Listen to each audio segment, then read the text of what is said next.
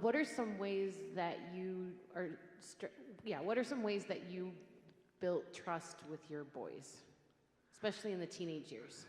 Yeah. Okay. Well, first of all, um, our prayer, our hope would be that we build it overall. Now, again, like trust is a lot of times where comes in what we do in terms of with them. So if it has to do with I say what I say. So if I'm going to pick them up, I'm going to pick them up. Or if they trust me because it's like with anything else. People in your life, let's use this example because I'm trying to use real life examples. So if you had a boss that said they're going to do something and they did it, wouldn't you trust them more? Right?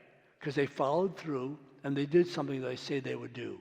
That builds trust. All right. Also, it creates accountability and responsibility. Also, it's like when there's something going on in another way, you're building trust by you're going to protect them, that you're going to defend them, you're going to be there for them when they need it. It builds a sense of trust that's important and they're worth it to have that. So it's more difficult to build trust when there's things that have happened and you either didn't follow through or you just weren't there. And so trust is the same thing. Like for example, when we meet our spouse, what makes you trust them? You got to look at it in terms of what you know. So how would you trust your spouse? What would they do that makes you want to trust them? They follow through on what they say. They call you when they say they're going to call you. They're going to pick up the milk when they say they're going to milk. So I work with a lot of people that had a lot of hurt, and so they lost a lot of trust. And so I tell people, I get them to the point of getting rid of the amount of emotion that's so hurtful, and get them to a point that they can realize that I can choose whom and when to trust, that I have choices. The earlier I get hurt, the more I can't trust somebody.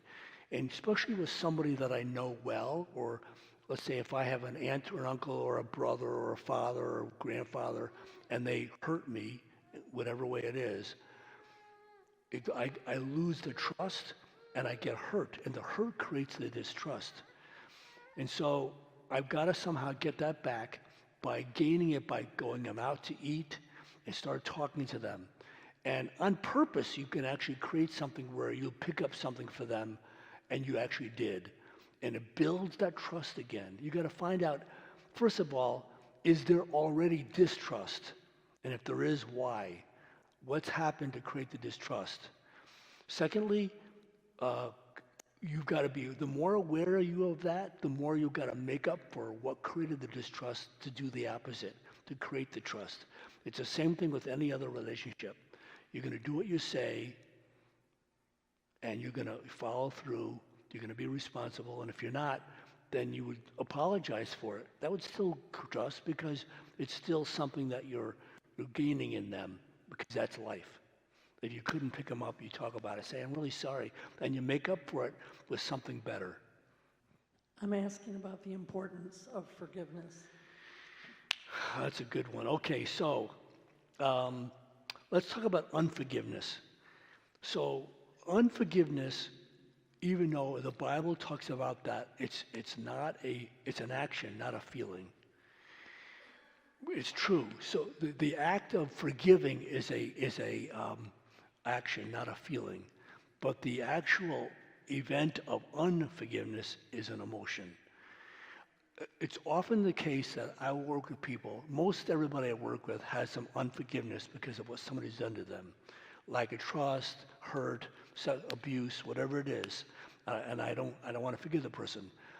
And so there's a lot of ministries that work on forgiveness, and they think that if I forgive the person, everything's okay. Well, it's not okay because you still have the distrust, and you still don't want to talk to the person, even though you forgive them. Now, we still have to do that. God commands that.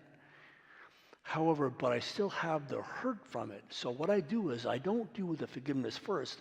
I deal with the emotion that creates the unforgiveness. So I deal with the hurt that the person had.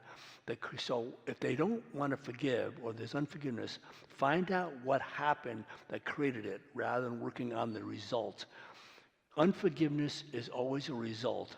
Anxiety is a result. Depression is a result, not an origin. It's got to come from someplace. So the current way we deal with things in allopathic medicine, at least in this country, is that we deal with the results more than we deal with the origin. And that's why things take so long and we don't get at it, even in medicine. So let's find out what the issue is. Once I get rid of what the issue is and what's the emotion from the issue, guess what?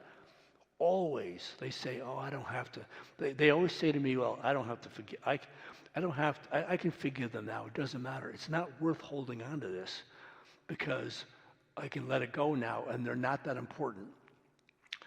The more I hold on to the emotion and unforgiveness of a person, the more they have control over me. And the more then I have a problem because the other person just goes on doing what they want to do. I'm left holding with the unforgiveness and hurt, or hurt and then unforgiveness. Does that make sense? So if you have somebody that doesn't want to forgive, ask them what happened that made them feel that way. And then they'll tell you the action of the event, but then you got to go to the feeling that was created from the event. So most healing nowadays is about event healing. Let's deal with the emotion that was created by the event. And when you do that, the event will fall away because it doesn't matter because the emotion creates the bigness and the unforgiveness and it disrupts your life. So when you get rid of the emotion, then it's not worth holding on to that because the emotion creates it makes you helpless to that person and gives them too much power.